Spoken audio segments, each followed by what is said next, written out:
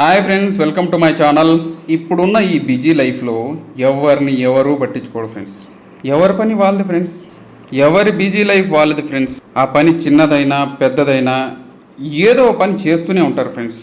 మన ఇండియాలో ఎక్కువ పర్సెంటేజ్ బిలో మిడిల్ క్లాస్ పర్సన్సే ఉంటారు ఫ్రెండ్స్. సో ఇలా ఉండడానికి గల కారణం మన రాజకీయ నాయకులు గతంలో తీసుకున్న కొన్ని నిర్ణయాలు, అంతేకాకుండా మనము అవలంబిస్తున్న కొన్ని పద్ధతులు, అలాగే మన రాజకీయ నాయకుల యొక్క కొన్ని చీప్ పొలిటికల్ అజెండాస్. సో అది ఎలా అనేది ఈ వీడియో మొత్తం చూడండి ఫ్రెండ్స్. అసలు ఏంట్రా నీ బాధ? ఎవరినో ఒకరిని బ్లేమ్ చేయకుండా నువ్వు ఉండలేవా? ఎప్పుడు చేతబడంటావు, అదంటావు, ఇదంటావు, ఫ్రీడమ్ అంటావు, ఏది నీ బాధ అని అంటే ఫ్రెండ్స్ ఈ వ్యక్తిని చూడండి ఫ్రెండ్స్. ఈ వ్యక్తి పూల వ్యాపారం చేస్తాడు ఫ్రెండ్స్. సో వీళ్ళు చూస్తున్నారు కదా, వీళ్ళు కార్పెంటర్ కదా ఫ్రెండ్స్. వాళ్ళ పొట్ట కూటి కోసము, వాళ్ళ ఫ్యామిలీ కోసము వాళ్ళు కష్టపడి వాళ్ళ పనులు వాళ్ళు చేసుకుంటున్నారు ఫ్రెండ్స్. అందులో ఏ తప్పు లేదు ఫ్రెండ్స్. సో వీళ్ళు చేసే పనులకు గాను, వీళ్ళు చేసే చిన్న చిన్న బిజినెస్లకు గాను ఎంతో కొంత అమౌంట్ అయితే వస్తుంది ఫ్రెండ్స్. దాని మీద జిఎస్టీ కట్టాలి. ఆ జిఎస్టీ కట్టిన తర్వాత సపోజ్ ఆ పర్సను ఒక చిన్న 2-వీలర్ బైక్ కొనుక్కున్నాడు అనుకుందాం ఫ్రెండ్స్. సో ఆ పర్సను జిఎస్టీ కట్టాలి, రోడ్డు ట్యాక్స్ కట్టాలి, ట్యాక్స్ కలెక్టెడ్ అట్ సోర్స్ కట్టాలి, రిజిస్ట్రేషన్, హ్యాండ్లింగ్ ఛార్జెస్ చాలా ఉంటాయి ఫ్రెండ్స్. సో మనం రోడ్ ట్యాక్స్ కట్టామని చెప్పేసి రోడ్లన్నీ మంచిగా ఉంటాయంటే అసలు ఎక్స్పెక్ట్ చేయలేము. ఇన్ని ట్యాక్స్లు కట్టిన తర్వాత ఒక సాధారణ మనిషి చేతిలో డబ్బులే ఉంటాయండి. సో మళ్ళీ ఆ బండి తీసుకొని పెట్రోల్ బ్యాంక్ వెళ్తే పెట్రోల్ మీద ట్యాక్స్ ఫ్రెండ్స్.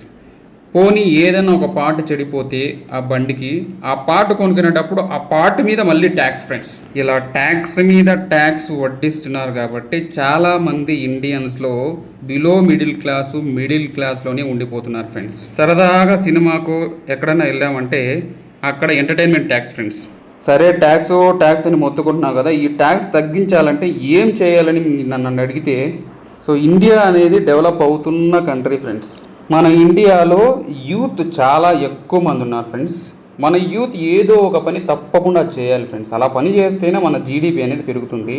అలాగే ఇలా పని చేయడంలో ఉన్న శ్రద్ధ ఒక చిన్న micro are small and medium enterprise ఒక స్టార్ట్ చేసేసి ఆ ఎంటర్ప్రైజ్ ద్వారా వచ్చే గూడ్స్ని ఎక్స్పోర్ట్ చేసే పరిస్థితికి ఎందుకు వెళ్ళకూడదు మన యువత? సో అలా చేసినట్లయితే మనం ఏదైతే అనుకుంటున్నామో, ఇప్పుడు పని చేస్తే మనకు జీడిపి పెరిగిపోతుంది అనుకుంటున్నామో, ఇలా ఎంటర్ప్రైజ్ స్టార్ట్ చేసి సో నిత్యావసర సరుకులు కానీ, గూడ్స్ కానీ, మ్యానుఫ్యాక్చరింగ్ థింగ్స్ కానీ మనం సర్ప్లస్గా ఉన్నాము అంటే వేరే కంట్రీ కూడా ఎక్స్పోర్ట్ చేయొచ్చు కదా మనం.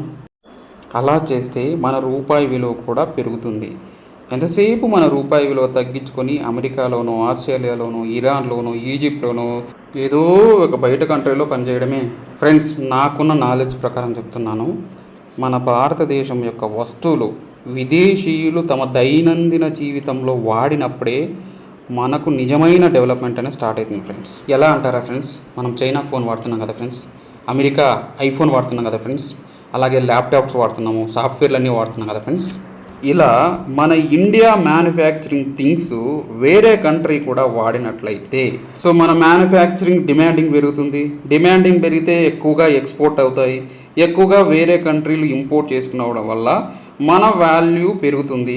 సో మనకి దేశ ఆదాయం పెరుగుతుంది. దేశ ఆదాయం పెరిగితే ఆటోమేటిక్గా జీడిపి పెరుగుతుంది. జీడిపి పెరిగితే రూపాయి వాల్యూ కూడా పెరుగుతుంది ఫ్రెండ్స్. స్టార్టింగ్లో ఏదో రాజకీయ నాయకులు అన్నావు, మళ్ళీ ఇప్పుడు ఏంది ఇది రూపాయి వాల్యూ అది ఇది అంటున్నావు అంటే ఫ్రెండ్స్, ప్రతి కంట్రీలోన ఏ కంట్రీ అయినా తీసుకోండి ఫ్రెండ్స్, అమెరికా తీసుకోండి, చైనా తీసుకోండి, జపాన్ తీసుకోండి, ఏ కంట్రీ తీసుకున్నా కానీ ఎంతో కొంత రాజకీయ నాయకుల అవినీతి అనేది ఉంటుంది ఫ్రెండ్స్.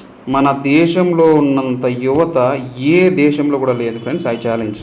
సో ఇంతమంది యువతను పెట్టుకొని యువతలో వీళ్ళు ఎంతసేపు వేరే చోట పనిచేయడం, వేరే కంట్రీలోకి పనిచేయడం, ఆ కంట్రీలో ఈ కంట్రీలో పనిచేయడం కంటే మనమే సొంతంగా ఒక దుకాణం ఎందుకు స్టార్ట్ చేయకూడదు, ఒక ఎంటర్ప్రైజ్ ఎందుకు స్టార్ట్ చేయకూడదు? సో అలా చేసినప్పుడే మన క్వాలిటీ ఆఫ్ లైఫ్ పెరుగుతుంది, మన ఇండియా యొక్క జీడిపి పెరుగుతుంది, రూపీ వాల్యూ కూడా పెరుగుతుంది ఫ్రెండ్స్.